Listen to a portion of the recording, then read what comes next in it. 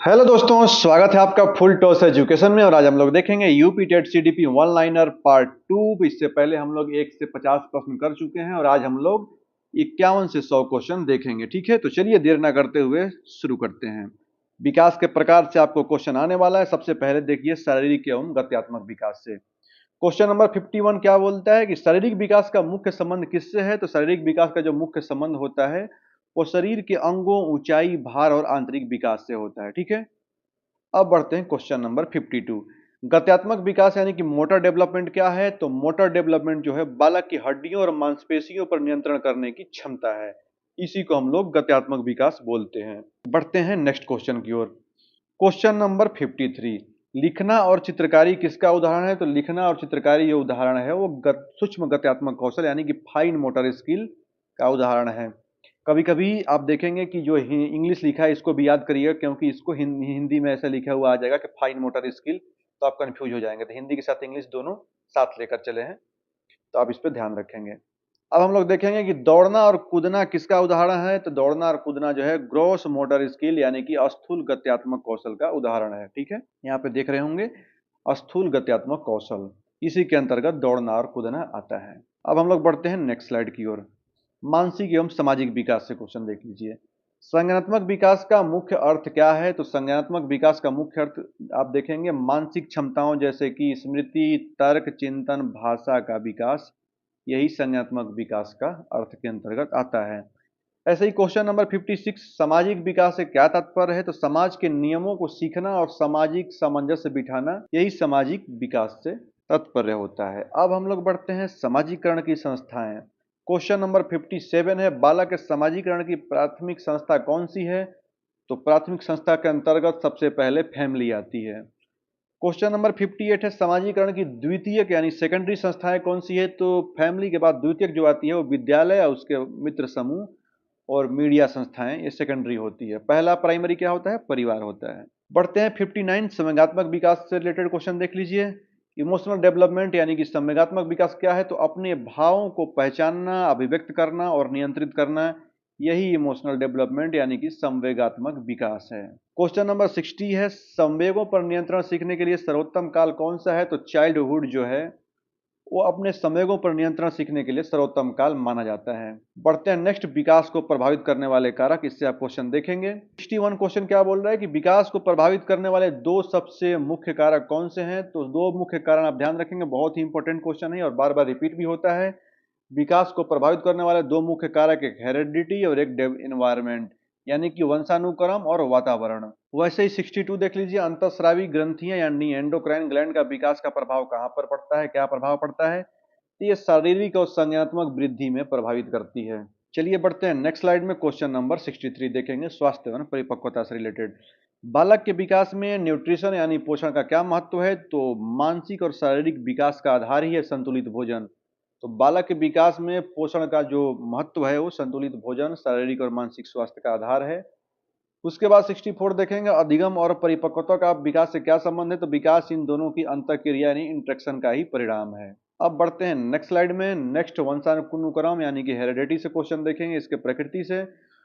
तो question number 66 है heredity यानी वंशानुक्रम क्या है। तो माता पिता से पूर्वजों के गुणों का हस्तांतरण ही क्या है, वंशानुक्रम है। ठीक है, अब आनुवंशिकता के जनक किसे माना जाता है। तो ग्रेगर जॉन मेंडल को आनुवंशिकता के जनक माना जाता है।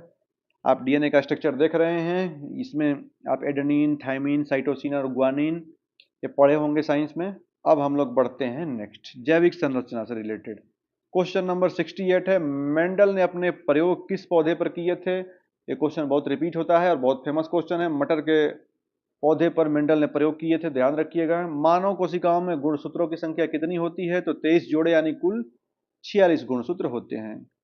अब बढ़ते हैं नेक्स्ट, आनुवंशिकता के वाहक। जीन को क्या कहा जाता है। तो जीन को क्या बोलते हैं, कैरियर ऑफ हेरिडिटी यानी कि आनुवंशिकता के बुनियादी जो वाहक होते हैं वो जीन होते हैं। अब हम लोग बढ़ते हैं नेक्स्ट स्लाइड, वातावरण में पोषण से रिलेटेड आप क्वेश्चन देखेंगे, परिवेश का प्रभाव। तो वातावरण का क्या अर्थ है। तो व्यक्ति के चारों ओर की जो बाह्य परिस्थितियां जो उसे प्रभावित करती है, यही वो वातावरण है। मुझे कोई भी बच्चा दे दो, मैं उससे कुछ भी बना सकता हूँ। बहुत ही फेमस क्वेश्चन है, ये किसने दिया था, ये कथन तो जेबी वाटसन ने व्यवहारवादी सिद्धांत दिया था, उसी में बताया था कि मुझे कोई भी बच्चा दो, उसे मैं कुछ भी बना सकता हूँ।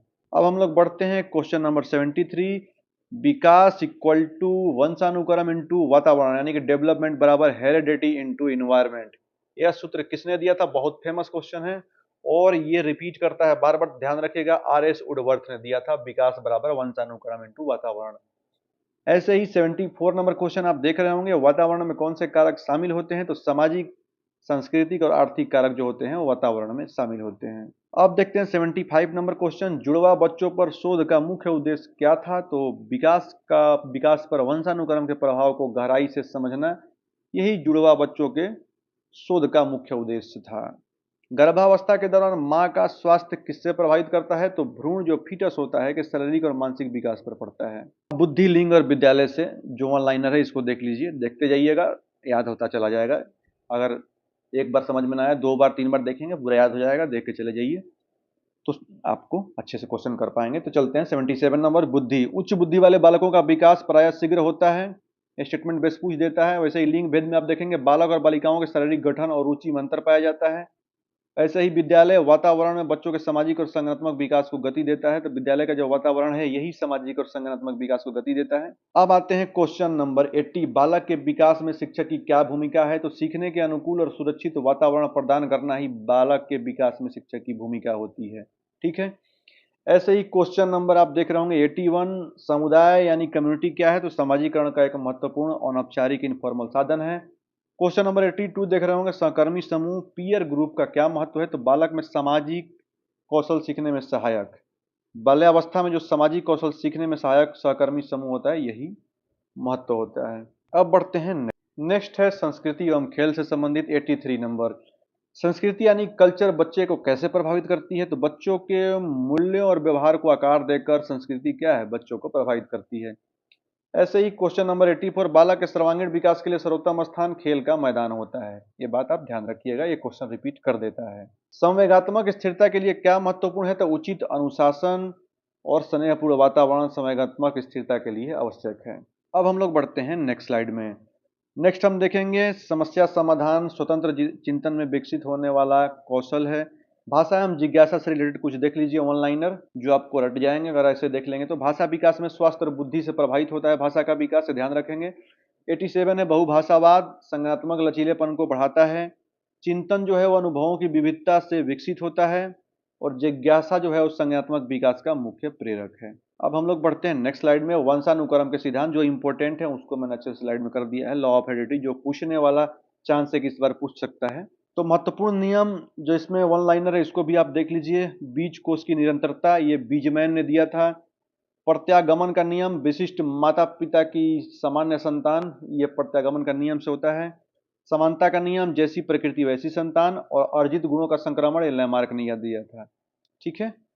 अब हम लोग बढ़ते चलते हैं 96, विकास की प्रक्रिया में सबसे जटिल कारक क्या है? तो वातावरण है। उसी तरह सामाजिक परिपक्वता सामाजिक नियमों के अनुकूल व्यवहार है। वैसे ही 98 देख रहे होंगे, शारीरिक विकास की गति में सबसे तीव्र क्या है? तो शैशवावस्था जो होती है वो शारीरिक विकास की गति में सबसे तीव्र होती है।